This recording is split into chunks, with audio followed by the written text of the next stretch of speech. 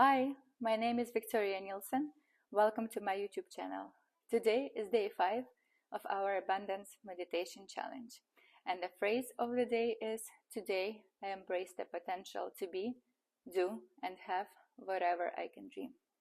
Please make sure to write it down and to keep this in your head throughout the day.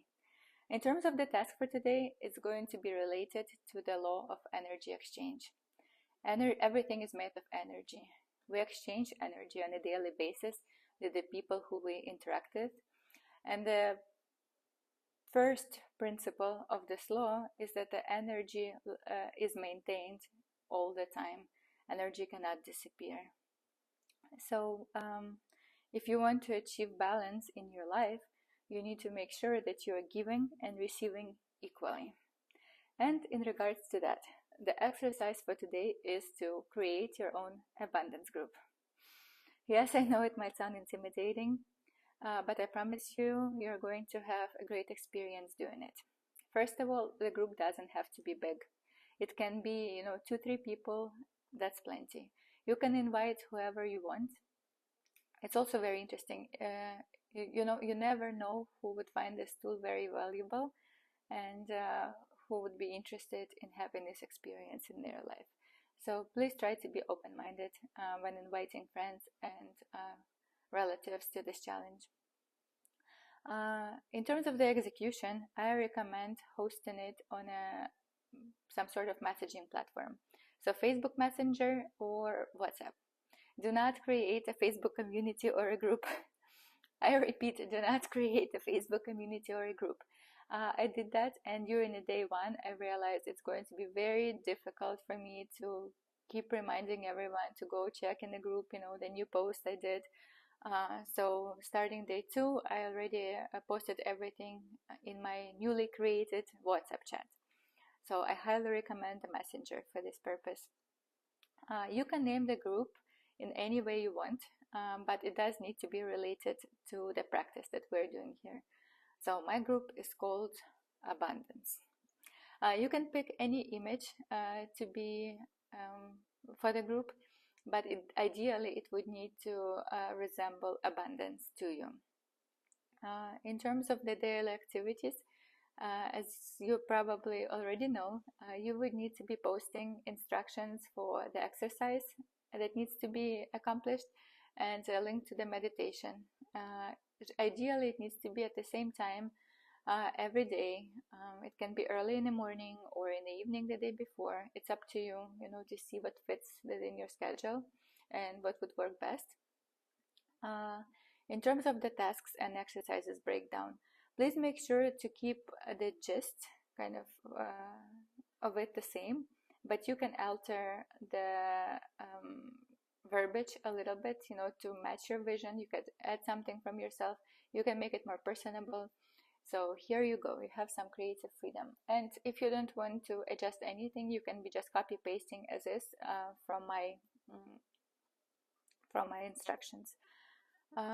So yes, you're about to you're about to go on this educational journey. I hope you're going to enjoy it. I personally love it. I think it brings me a lot of value, especially hearing insights and feedback from people who are participating in the challenge and had some sort of aha moments. I really enjoy it. So yes. Also, one important thing is that you would need to make sure to keep the energy flowing in the chat. If ideally everyone would need to stay on top of their challenges and doing the meditations. If someone would choose to leave the group, let them. It's their choice. Maybe that's not the right time or not the right opportunity for them. Please accept it. Do not take it personal, and it's all good. So yeah, I wanted to mention something that I noticed. It's regarding the law of energy exchange, which is also known as the law of giving and receiving. It states that the energy is constantly flowing and exchanging in the universe. And according to this law, that whatever energy we put out in the world, in the form of actions, emotions, thoughts, intentions, pretty much, long story short, we get more of the same. And I was thinking about this phrase, you probably heard it a million times. When it rains, it pours. So here's my take on it. You know, when like there are a lot of little good things that happen to us on a daily basis, and we do take them for granted very often, you know, and it's kind of the norm. And I think in this time of, you know, easy access to internet and our ability to get instant gratification and, you know, increased dopamine levels just by scrolling our Instagram feeds, like I think our standard has increased, but our capability to deal with negativity, not so much. Because every time something negative happens, you know, I don't know about you, but I used to overthink it, and I would just like fall into this negative spiral of, you know, what could have caused it. Assumptions is my favorite thing that I worked really hard on getting rid of. Assuming what could have caused it, and then imagining different negative scenarios of how the situation can unfold. And pretty much you are putting out so much negativity into the world, that's, I think, that when this weather forecast kicks in and instead of raining it starts pouring.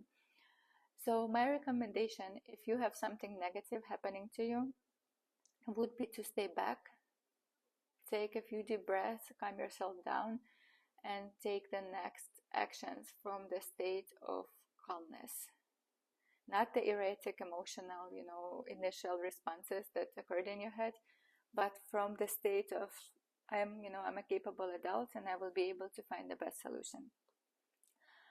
This applies to the situations that can be impacted by your actions, and unfortunately there are some situations that we would just need to learn and accept this time, because it doesn't matter what we do, you know, the outcome unfortunately cannot be changed.